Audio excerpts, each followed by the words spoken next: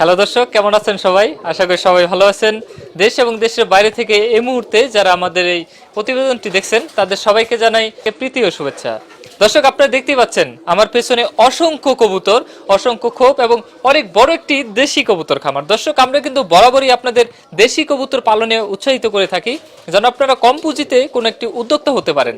দর্শক, দেখুন আপনি এই খামারটি কত ভালোবাসা, কত যত্ন এবং কত আগ্রহ সহকারে খামারটি তৈরি করা হয়েছে। প্রতিটা খোপেই দেখুন ডিম আছে, বাচ্চা আছে, পাশাপাশি প্রতিটা খোপে কবুতর আছে, অসংখ্য কবুতর। কিন্তু এখানে খামারি আঙ্কেল আমাদের জানিয়েছে প্রায় 200টিরও বেশি কবুতর আছে এখানে।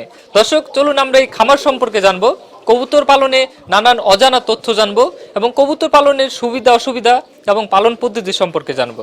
তো দর্শক, চলুন শুরু করা যাক। আসসালামু আলাইকুম আঙ্কেল, ভালো আছেন?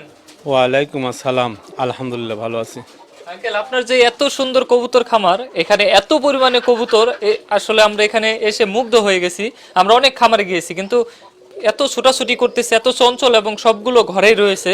এখন কিন্তু দিন বাইরে কিন্তু অনেক কবুতর রয়েছে, পাশাপাশি ঘরও রয়েছে।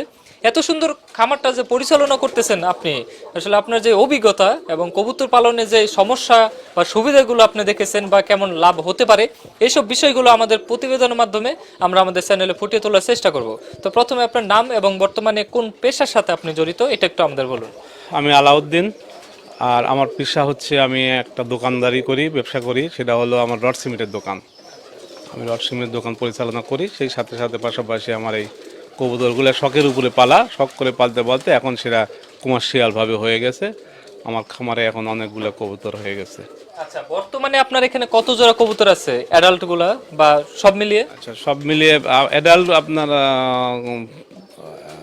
200 পিস হবে, 100 জোড়া রানিং, 100 জোড়া হবে। রানিং 100 জোড়া, মানে 100 জোড়ায় আপনার এখানে ডিম বাচ্চা করতে? 100-র উপরে হবে, রানিংই 100-র উপরে হবে, ডিম বাচ্চা দিচ্ছে এরকম। রানিং 100-র উপরে হবে জোড়া। আচ্ছা, এত বড় যে একটা ঘর, আসলে কবুতর পালনের যে প্রথম উদ্যোগ যে আমি কবুতর পালন করব, এর জন্য কিন্তু অনেক চিন্তা ভাবনা করে শুরু করতে হয়।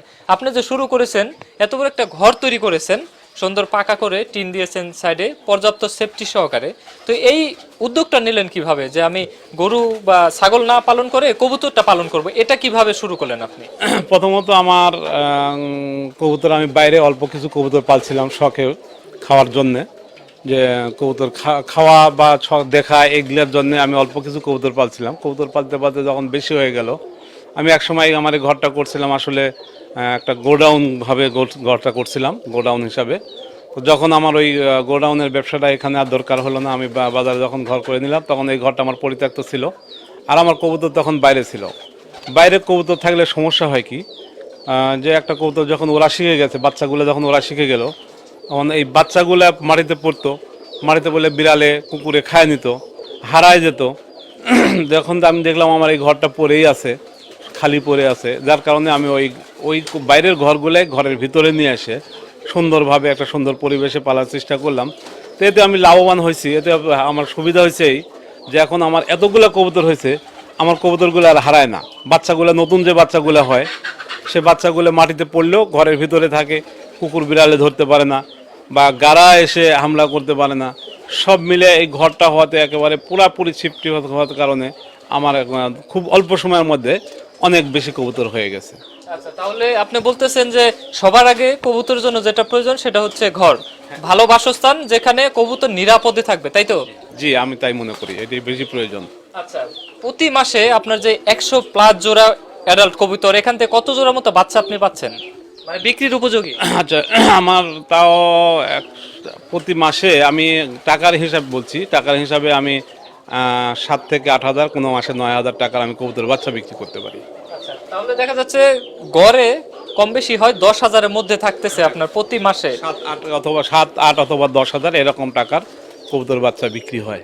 যদি বেকার ছেলেরা যারা বেকার হয়ে না থেকে এরকমভাবে যদি ক্ষুদ্র আকারে একটা খামার করে কবুতর পাললো, পাশাপাশি তার বা সংসারের অন্য যে কোনো যে কাজগুলো সেটাও পুরোপুরি করতে পারলো। আর কবুতরের খামারে এরকম না যে সারাক্ষণ এ নিয়ে পড়ে থাকতে হবে, তাও না। দিনের 2 ঘন্টা সময় এদিকে পরিশ্রম, সব মিলে দিনে 2 ঘন্টা সময় এদিকে একটু সময় দিলেই আমার এই খামারটা দেখা সম্ভব বা পরিচালনা করা সম্ভব। তাও এর ফাঁকে বাড়িতে থাকলে ওরা অন্যান্য কাজও করতে পারবে। তাই আমি মনে করি যে এই কাজের ফাঁকে এটা সামান্য সময় শ্রম দিলেই এটা ভালো একটা লাভজনক ব্যবসা মনে করি আমি। আপনি যদি এই দেশি কবুতরের জায়গায় দেশি কবুতর না করে খাসা পদ্ধতিতে ফেন্সি কবুতর পালন করতেন, তাহলে কি আপনি ওটা থেকে বেশি লাভবান হতেন, না দেশিটা পালন করে আপনি গ্রহণযোগ্য বা সঠিক মনে করতেছেন? আসলে আমার জন্য ওইটা সম্ভব না, যে ওর পিছে যে শ্রম দিতে হয়, বিক্রি করার জন্য বিভিন্ন জায়গাতে যেতে হয়। আমার কবুতর, এই যে বাচ্চা কবুতর যত বাচ্চা হয় বাড়ির উপর থেকে আশেপাশের লোকগুলা জানে যে এখানে কবুতর পাওয়া যাবে, আশেপাশের লোক এসেই আমার বাড়ি থেকে কবুতর নিয়ে বাচ্চা নিয়ে যায়।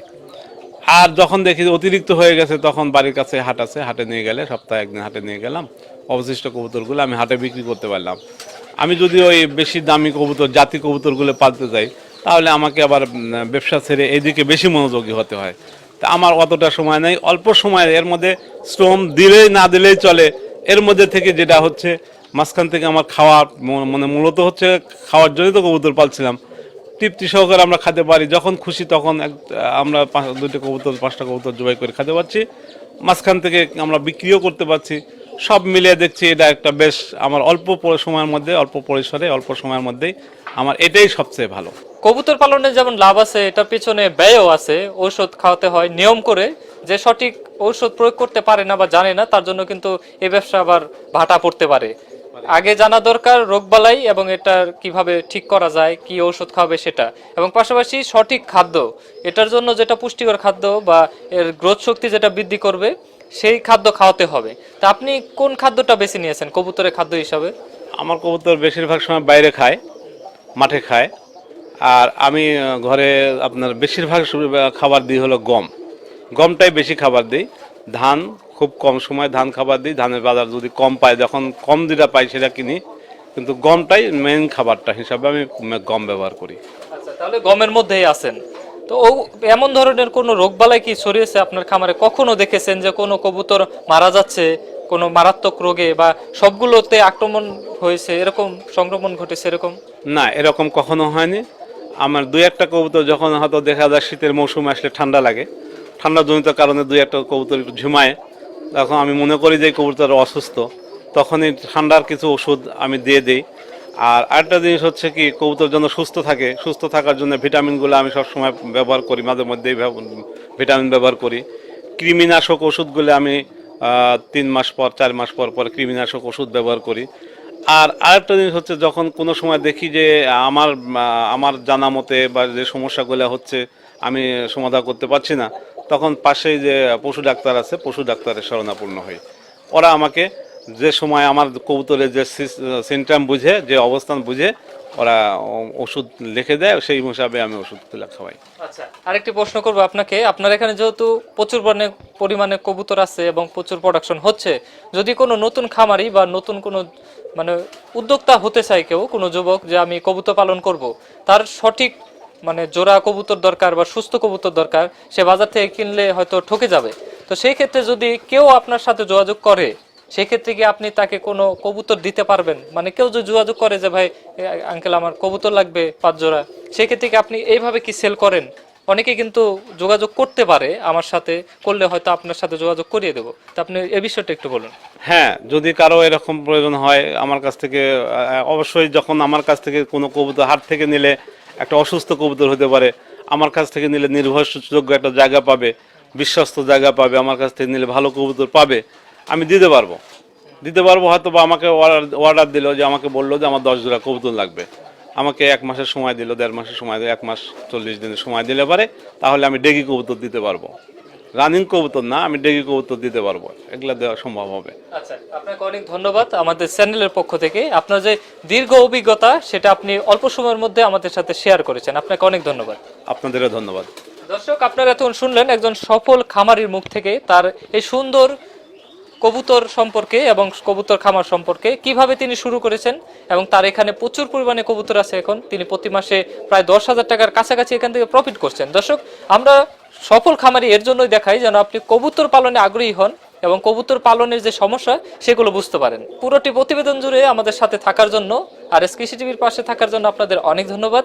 ক্যামেরাম্যান তারিককে নিয়ে আমি বিদায় নিচ্ছি, মুকুল কুশ। সবাই ভালো থাকবেন, সুস্থ থাকবেন। আল্লাহ হাফেজ।